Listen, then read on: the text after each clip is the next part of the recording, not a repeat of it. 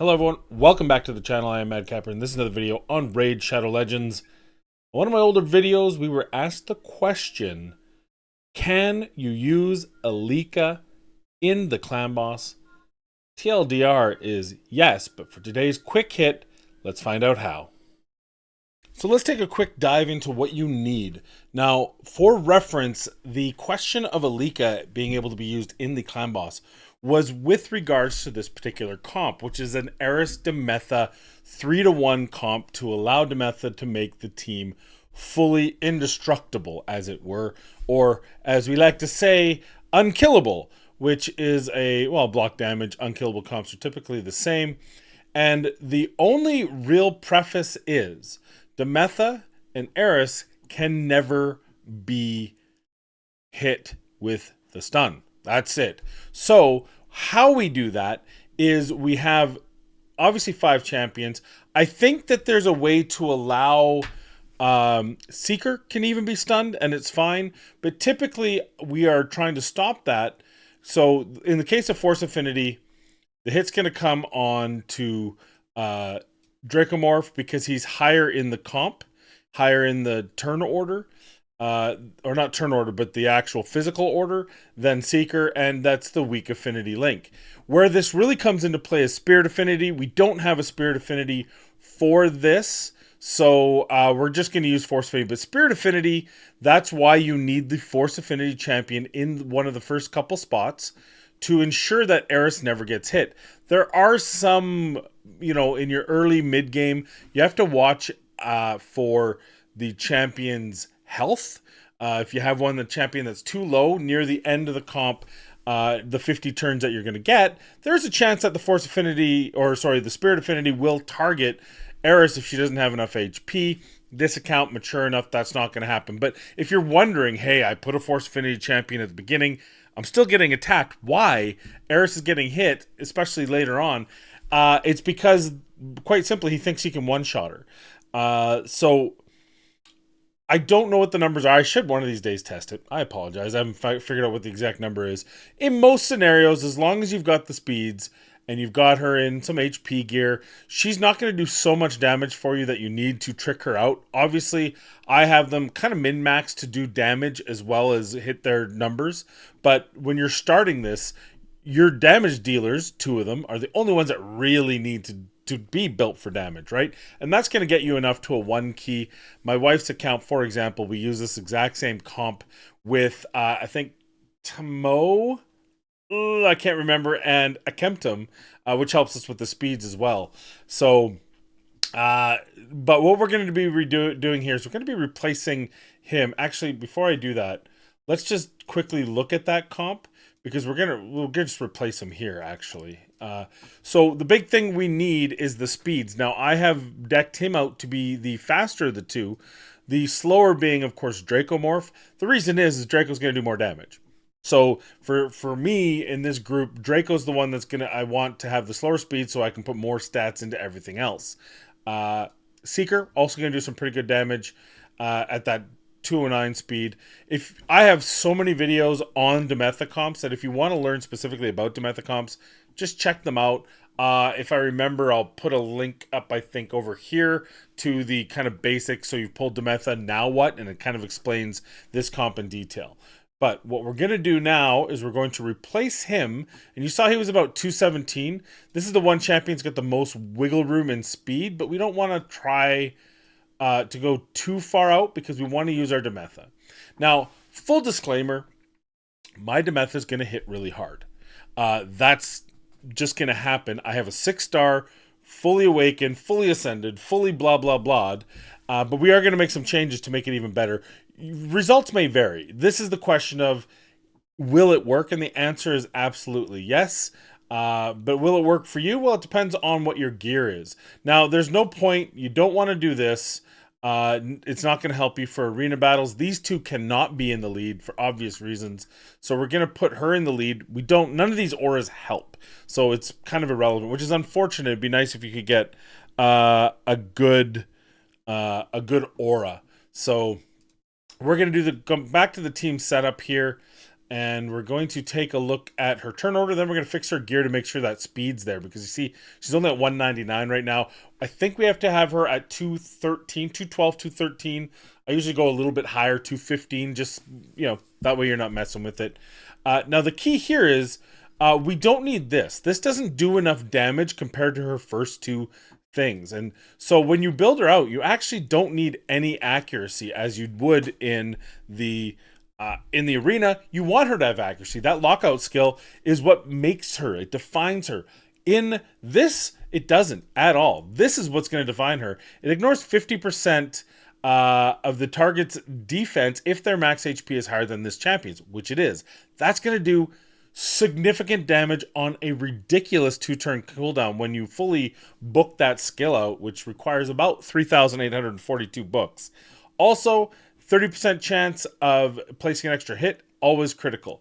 Don't care if it's always critical. It's the dumbest skill in the world, because you have to build this and this for, I've bitched through this 100 times. But anyway, so this is going to give you a 30% chance, and it's really weird how they said buff debuff chance. There's no buff debuff, so one can only assume it makes it a 50%. It's just weird that they didn't change the wording here, but it should be a 50% chance of an extra hit.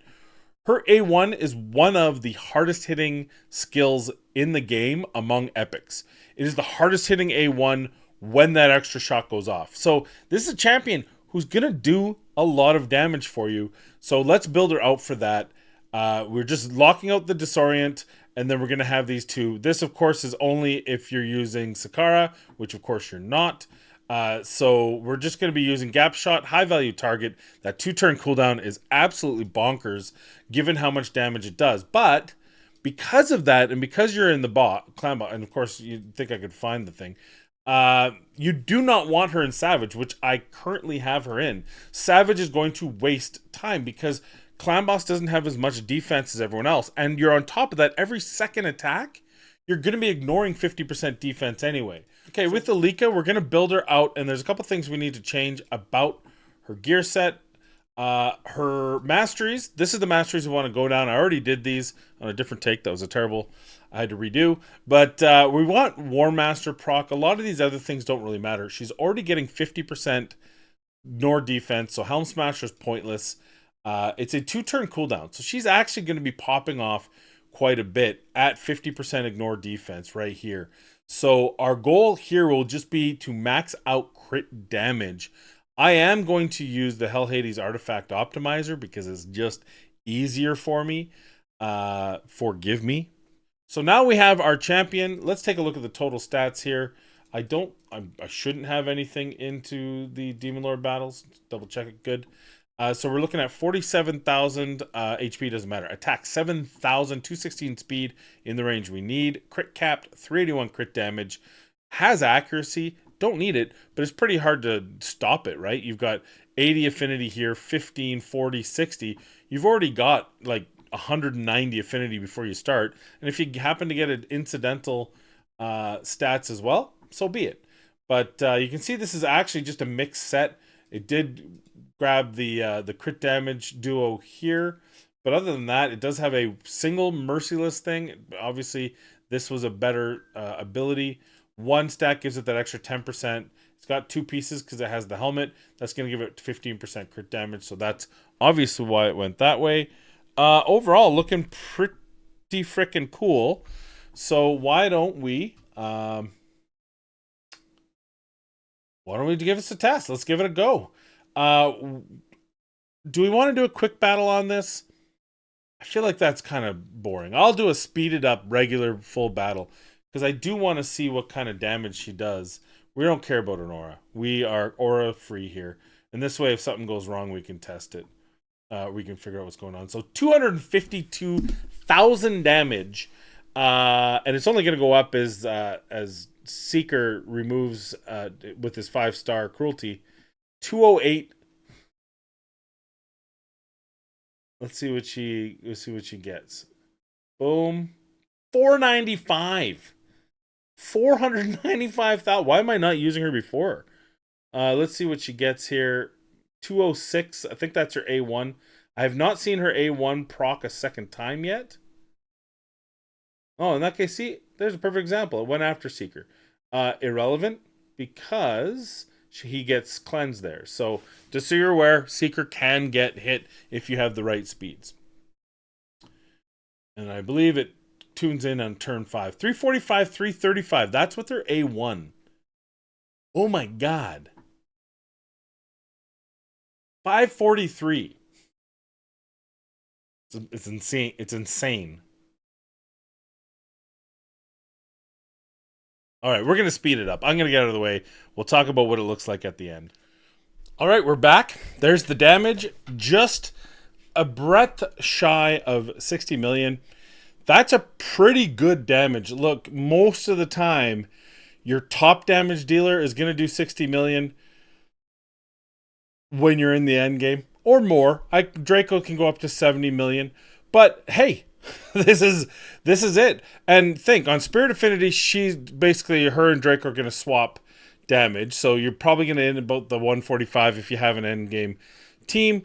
And then of course, if you're going on Magic Affinity, then that's going to be your best hit because no one's weak affinity there. Can you make 200 million? Do you need to? No, you need 72 or 70.2. So this is going to more than work for you. Alika is going to more than work for you. So let's go with the final thoughts. My final thoughts, absolutely. The question was, can you use Alika in this thing for this comp? The answer is an undoubtable yes. Also, if you have other comps that she doesn't have to rely on tanking damage, she will do gangbusters. If you have an unkillable that she can work in as a damage dealer, you see her output. Granted, this is a pretty end game type build, but it's still, look, she's gonna put out tons and tons of damage for you. She's gonna get you that 60 million in all, but of course against Spirit Affinity, probably put about closer to 30 million in Affinity and a weak Affinity comp. But she's going to be able to do it for you. And the best thing is when you put her along with another damage dealer that can do poison, like Dracomorph is the most beautiful. He does so much damage from poisons, and of course puts the weaken and decreased defense, and of course has an A1 that hits like bonkers as well. So the two really shine together. She's a top tier champion for this sort of scenario, and we all know Alika is a absolute killer in, I would argue all areas of the game, but specifically in arena. She can lock out. She's like Alice, but if Alice were an epic, right? She has tons of damage. She doesn't have as much on the AoE damage, although she does put out a little bit, and she can lock you out. And then her single target damage is absolutely top notch. Like I said, her A1 is the hardest hitting when it hits that second proc, that hardest hitting A1 in the game among epics. So she's going to be great for it. And for those of you who are wondering, well, what about this champion? The answer is yes. As if there's a Force Affinity, I have all my Force Affinity champions here. Any one of these could be used in that comp. All you need is the right speed. Now, is that going to help you get a 1 key? Yeah, there's some that are going to work better. Aethar, Geomancer, obviously Alika. There's some that I've actually highlighted in the past. Ones like Thalesia can actually work really well. Zargala can do the job. Not my favorite champion for this, but absolutely. Hell, Missionary can do the job. Sriren is who we use on my wife's account, who I said Tomo earlier, if that made it there. Bonekeeper, I have a video on Bonekeeper. She does nearly 60 million damage because again, she's got really hard hits, and that's what you need from them. Luthea, right? She puts poisons out. Not a great a great percentage. Corpse Collector, she puts poisons out too. She's actually been reworked slightly, and is actually a pretty freaking darn good champion. You don't want to use this ability, obviously. You just want to use these two, the poison and the leech. Very strong, but she's going to be, going back to Alika, one of the best. She's going to be one of the best epics that is not a traditional clan boss champion. Will Geo do better? Even in a block damage, Geo, I think, out damages her, though not by as much as you think. It might actually, maybe he won't out damage her because you're only getting part of his kit because you're not taking physical damage. Aethar is a top tier for this as well, but she's going to be among the best among the epics that you have a choice for. So yeah, feel free to use her if that's what you need to do to get a 1 key or to get an unkillable comp working with the Metha. Use her. Now, I don't normally ask, so I'm going to ask you today. Can you do me a favor? If you'd like to support me, support the channel, and get us back firing, and I don't know what I'm going to do for the next week and a half because I'm actually on the road. I'm probably going to bring my laptop and suffer through lesser quality, but at least something out there for these quick hits or whatever else I can do. Top 5, something. But I yesterday put out a video. Oh, so it's over here. I put out a video right here. And if you could watch that video on Ostrox, it's a quick hit. It's only about 12 minutes. There's a promo in there. I just want to get the numbers on that up. I want to make sure that these companies that rep places like Marvel Strike Force, it's actually a pretty fun game. You should, if you watch that video and you want to play it, click the link. It even does more for me. But I'm not even asking you to play the game. If you do want to, absolutely go ahead, play Strike Force, use my link on that video. But just watching that video, getting the view count up, that helps the companies decide to give me more opportunities for this sort of promo. That'd be great. That allows me to do these more often. It allows me to put a little bit of money into the account to make this happen when it costs me gems, etc., to build these out, and hopefully it provides some information for you as well. So thank you, and most importantly, be kind, be safe, and we'll see you in the next video.